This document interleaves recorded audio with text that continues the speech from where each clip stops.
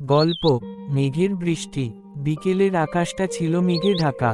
ধূসর রঙে ভরা বাতাসে এক ধরনের নীরবতা ছড়িয়ে পড়েছিল শহরের প্রতিটি কোণায়। ঠিক সেই সময় রুদ্র বসেছিল তাদের পুরনো ক্যাফের কোণার টেবিলে, যেখানে তারা প্রথম দেখা করেছিল, রুদ্র আর মেঘলা। মেঘলা, এক নামেই যার সঙ্গে রুদ্রের জীবনের সব রং মিশে আছে। পরিচয় হয়েছিল কলেজের সাংস্কৃতিক অনুষ্ঠানে। দুজনেই কবিতা লিখত।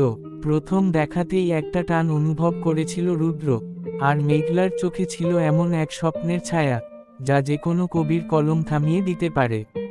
ধীরে ধীরে বন্ধুত্ব গাঢ় হয়ে ভালোবাসায় রূপ নেয়। কিন্তু সময়টা সহজ ছিল না। মেঘলার পরিবার কখনোই মেনে নেয়নি রুদ্রকে, কারণ সে ছিল মধ্যবিত্ত ঘরের ছেলে, আর মেঘলা উচ্চবিত্তের একমাত্র কন্যা। অনেক চেষ্টা করেও সম্পর্কটাকে বাঁচিয়ে রাখা সম্ভব হয়নি। মেঘলা হারিয়ে যায় এক ঝড়ের রাতে, ঠিক যেদিন বৃষ্টি ছিল আজকের মতো। বছর তিনেক কেটে গেছে। রুদ্র এখন লেখক। তার উপন্যাসে মেঘলা বেঁচে থাকে প্রতিটি পাতায়, প্রতিটি লাইনে। কিন্তু বাস্তবে তার চিহ্ন নেই। ঠিক তখন বৃষ্টির ফোঁটা পড়ল রুদ্রের হাতে। সে জানালার বাইরে তাকাতেই দেখে এক নারী ধীরে ধীরে এগিয়ে আসছে। ছাতা নেই, চোখে জল আর ঠোঁটে এক চেনা হাসি। রুদ্রের বুকটা ধক করে উঠল। মেঘলা?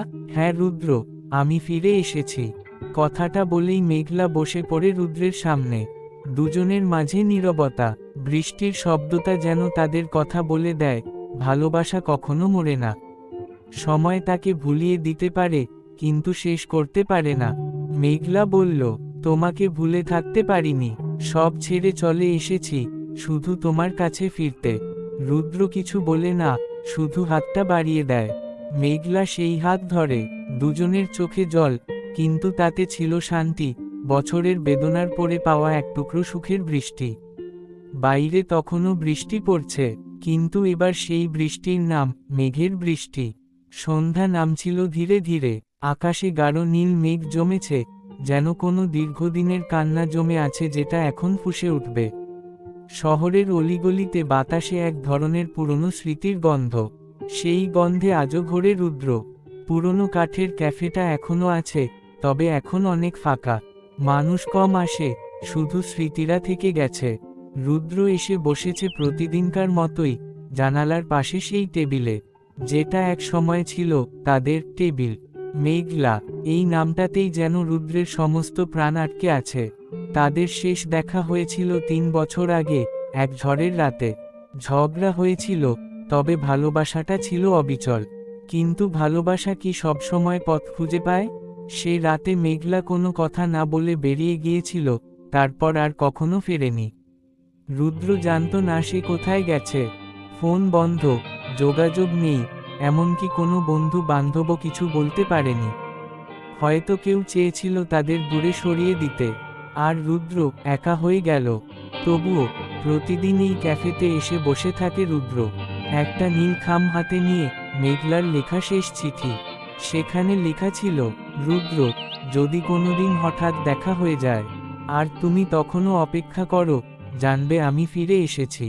আজও রুদ্র সেই অপেক্ষায়। বৃষ্টি শুরু হলো, হালকা ফোঁটা পড়ে জানালার কাছে। রুদ্র তাকিয়ে থাকে বাইরে। এক সময় চোখ আটকে যায় এক নারীর উপর। ভেজা কাঁধ, নীল শাড়ি, চেনা চোখ। ধীরে ধীরে কাছে আসে সে। কণ্ঠটা শুনেই রুদ্রের বুকের ভিতর সবকিছু কেঁপে ওঠে। তুমি এখনো অপেক্ষা করো? রুদ্র চমকে তাকায়। মেঘলা। তাকে দেখে রুদ্র কিছুক্ষণ কথা বলতে পারে না। চোখের পাতা ভিজে যায় নিজের অজান্তে। তুমি কোথায় ছিলে এতদিন? মেঘলা মাথা নিচু করে বলে, পালিয়েছিলাম রুদ্র, সবার ইচ্ছায়, নিজের ভয় নিয়ে। কিন্তু তোমাকে ভোলা হয়নি এক মুহূর্ত। আমি তোমায় প্রতিদিন লিখেছি মনের ভিতরে। আজ সাহস করে সব ছেড়ে ফিরে এলাম, শুধু তোমার কাছে। রুদ্র হেসে ওঠে, সেই পুরনো ভাঙা হাসি, যা এক সময় শুধু মেঘলার জন্য ছিল। তুমি ফিরলে বৃষ্টি নিয়ে, ঠিক যেমনটা আমি ভেবেছিলাম। তুমি আমার মেঘ, আর এই বৃষ্টি হলো আমাদের গল্পের গান। দুজনেই নীরব হয়ে বসে, হাত ধরা একে অপরের। বাইরে ঝুম বৃষ্টি শুরু হয়েছে। তারা ওঠে, ছাতা ছাড়াই রাস্তায় নামে, ভিজে যায় পুরোটাই। কারো কিছু যায় আসে না। শহর কাঁদছে, কিন্তু তাদের বুকে এসেছে সেই কাঙ্ক্ষিত শান্তি। এই ভালোবাসা নতুন করে জন্ম নিল একদিনের বৃষ্টিতে, একটা পুরনো ক্যাফেতে, আর দুইটি মন হারিয়ে আবার এক হওয়ার মুহূর্তে।